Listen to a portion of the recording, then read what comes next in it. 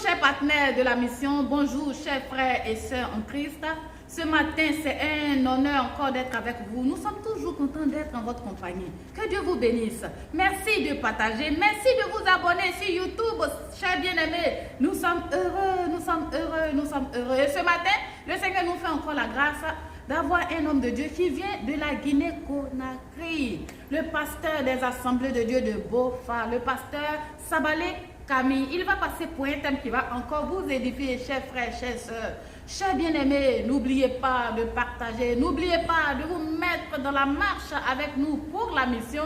Alors, bonne écoute à vous. Après, n'oubliez pas surtout de partager, de vous abonner. Que Dieu vous bénisse. Très bonne journée.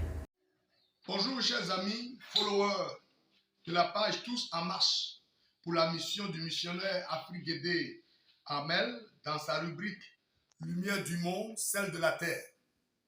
Je suis le pasteur Sabale Sidio Camille de l'église de l'Assemblée de Dieu de Bofa dans la zone de Basse-Côte, c'est-à-dire Conakry, c'est la République de Guinée.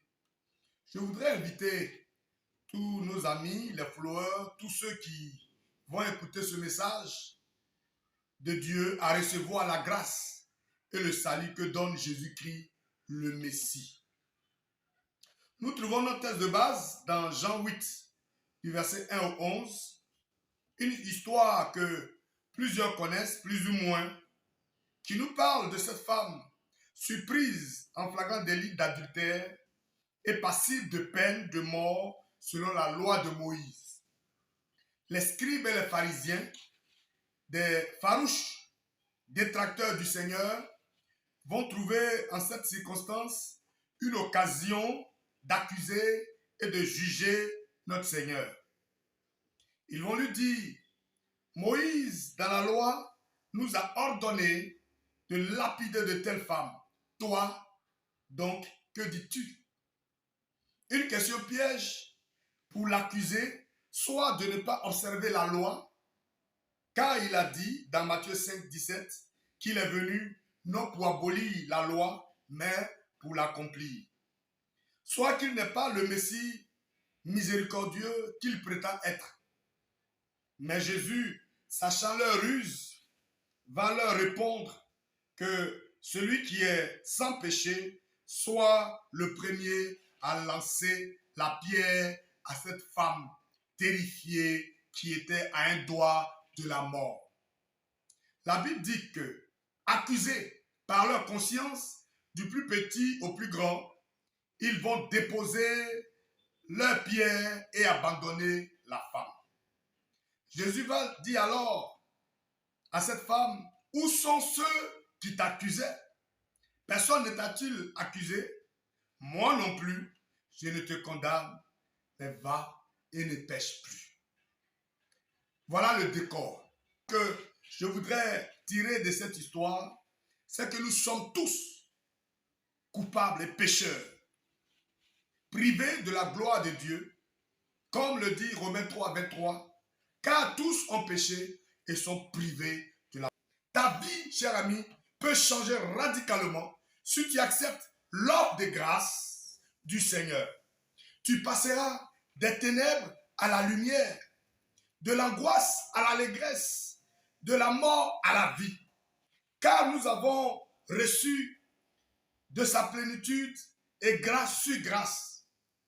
La loi a été donnée par Moïse, la grâce et la vérité sont venues par Jésus-Christ, selon Jean 1, 16 à 17.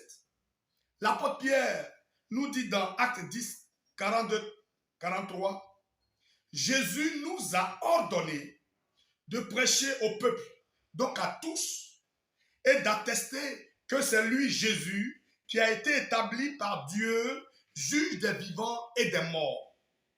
Tous les prophètes rendent de lui le témoignage que quiconque croit en lui reçoit par son nom le pardon des péchés.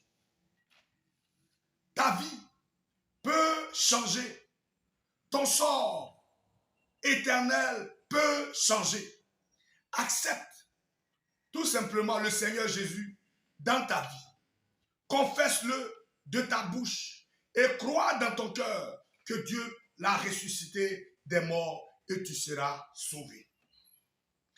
Et la repentance en vue du salut. Jésus dit à la femme pécheresse, va et ne pêche plus. Chers amis, pour obtenir le salut, il faut la repentance, c'est-à-dire de changer de vie, se détourner du mal et se tourner vers la vie véritable qui est en Jésus-Christ.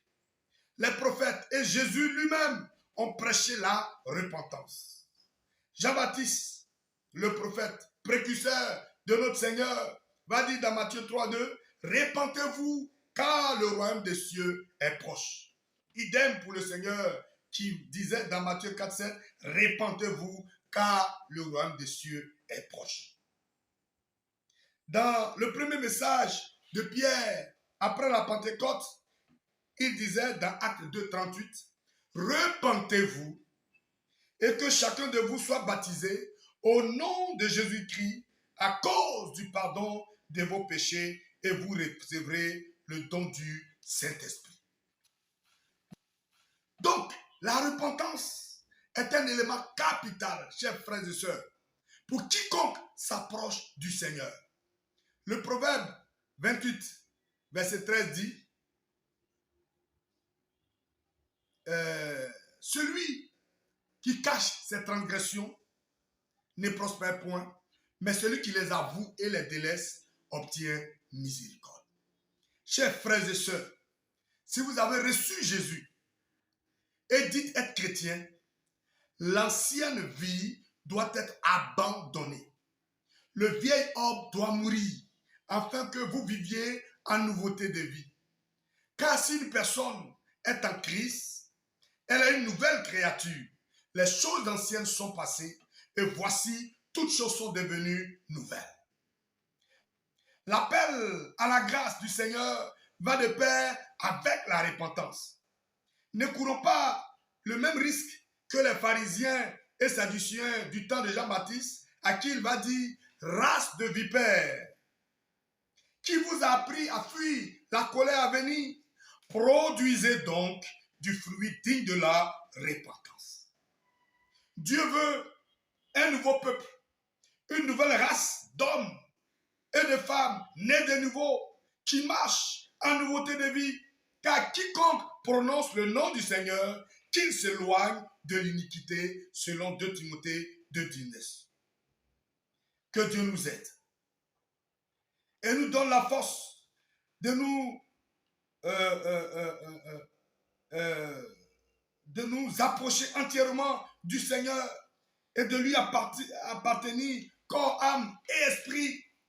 C'est alors que nous bénéficierons pleinement de cette grâce disponible pour tout pécheur repentant qui s'approche du Seigneur et qui attirera les faveurs de Dieu, les grâces et des temps de rafraîchissement de la part du Seigneur.